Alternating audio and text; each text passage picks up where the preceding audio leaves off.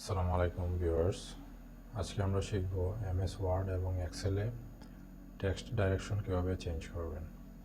সেক্ষেত্রে ওয়ার্ডের ক্ষেত্রে আমরা যে কলামে টেক্সট ডাইরেকশন চেঞ্জ করব সেখানে কার্সর রেখে টেবিল লেআউটে যাব। লেআউটে যাওয়ার পরে এখানে দেখেন টেক্সট ডাইরেকশন লেখা আছে। ডাইরেকশনে ক্লিক করলে আপনার ডাইরেকশন যেদিকে প্রয়োজন সেদিকে আপনার লেখাটা চলে আসবে। যেমন এটা দেখেন, আমরা প্যারাগ্রাফ লিখলাম, এখানে ডাইরেকশন চেঞ্জ হয়ে গেছে। আবার এক্সেলের ক্ষেত্রে আমরা কি করব, যে কলামে আপনার ডাইরেকশন চেঞ্জ করব সেই কলামে ক্লিক করে আমরা যাব হচ্ছে এবি লেখা আছে, দেখেন এবি ওরিয়েন্টেশন ট্যাবে ক্লিক করব।